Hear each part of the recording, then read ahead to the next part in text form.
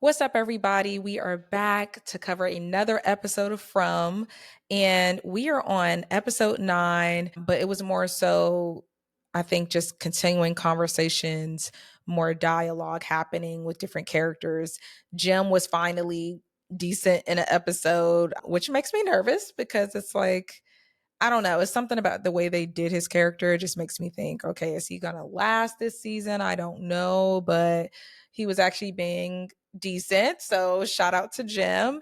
But overall, I think the biggest thing that I just hated this episode was Elgin is literally the op and nobody knows it but us. And that is so hard, guys. It's so hard to just watch. And I'm like, Ellis, no, like, let's kick in this discernment. Like, this guy's the op. He has your girl locked up, and I just don't like it. But shout out to all the actors that bring this story to life every single episode. But let's get into the episode.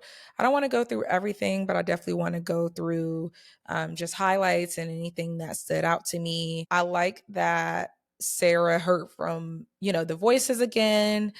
It seemed like it's been a while since that's happened. So I like that it's like, okay, no, she still has that ability or they still speak to her sometimes. So I think that was really cool that well, it wasn't cool for her, but I think that was, dope that they kind of circled back there. And they basically were telling her, like, look, girl, tell Boyd that we're laughing at him once again. We have his daughter in law.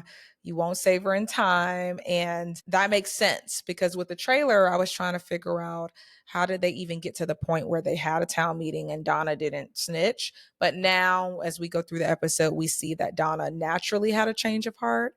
And just with her relationship with Fatima, she just decided, like, hey, like, I'm not gonna do that. So that worked out perfectly, I think. But it is crazy how Fatima is so close but so far. But what was really creepy is that the kimono lady like had her hand over Fatima's mouth and was basically making her be quiet.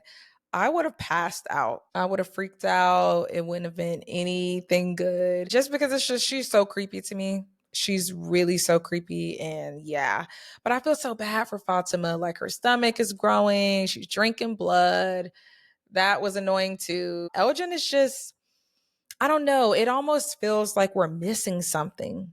It's like, I get that Elgin was seeing her, the kimono lady all along, but she's just now really starting to talk to him. But it feels like we're already to the point where he's just so locked in on, like, all right, bet, like, I got to do what she says. This is going to be good for everyone.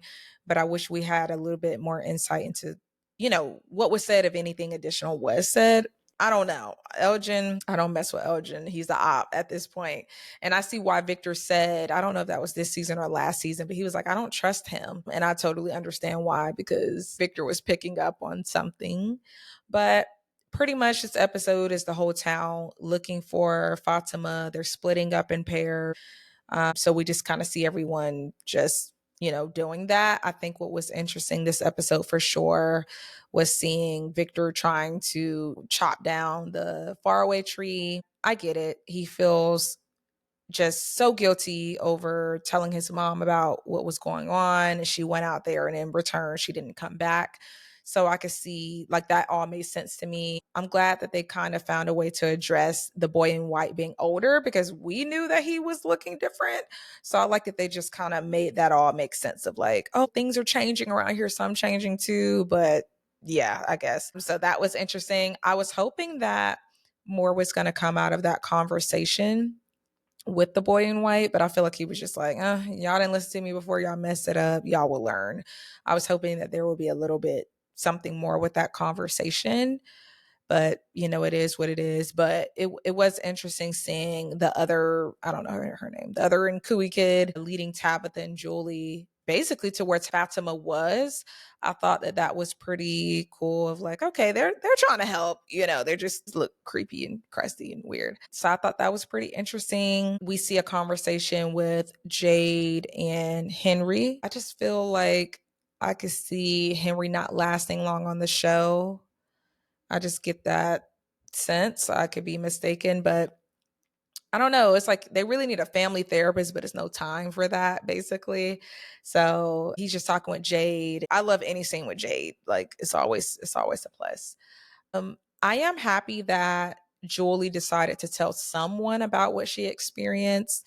With this show, we've always hoped for more and more dialogue. So that's always good. So I'm happy she told someone, especially one of her parents, preferably Tabitha, just about what she was experiencing. I wish they could have talked in more detail about exactly what she heard with her and Victor down in the caves, like Tabitha and Victor. That way the mom can make that connection of, whoa, I really said that bar for bar, word for word. Like, but maybe that's just going to take longer and manifest more so in the next season of, is it time travel? Is it not? Oh, wait, whoa, how did you know that happened? And, things like that. So I don't feel like it was really clear, really, as to what it was, and that the fact that it wasn't a dream. So I think that's just going to take longer. Overall, what I found really interesting in this episode is we saw different points of time. I think it was two, but different points of time where Tabitha would touch Victor, and it was giving That's So Raven for sure. Like it was some kind of moment where they didn't show us what was happening, but we knew something was happening to Tabitha. Sure enough, at the very end, which was the best part of the episode,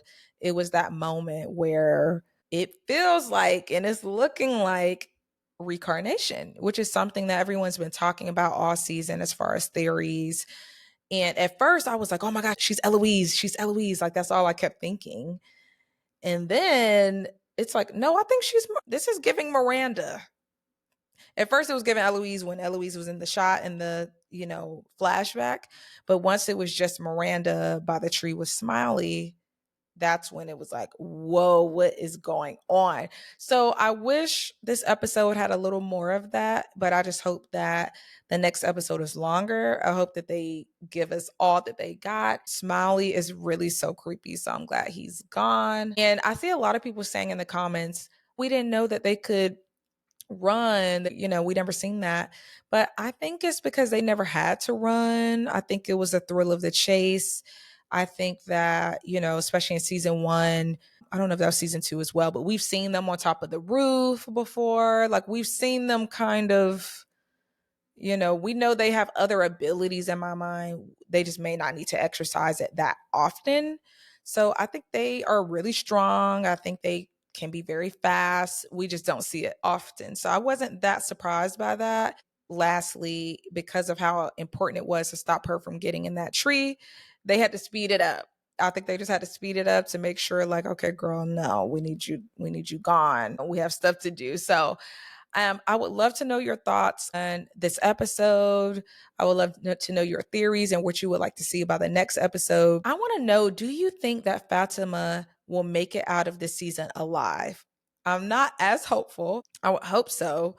To be honest, I was nervous that Elgin was going to do something to Ellis. Every time Ellis had his back turned, it was just giving me major anxiety. But what do you think is going to happen with Fatima? What do you think is her fate? I'm sure she's going to have this baby or whatever that is, but do we think that she's actually going to survive this season? That's something that I am really curious about. And what do we think about what Tabitha is going through? Do we think is reincarnation? Do you think she is Miranda in a soulful way, or do we think she's just able to tap into her memories somehow? What do we think about that? I would love to know your thoughts. All right. See you guys in the next video. Bye.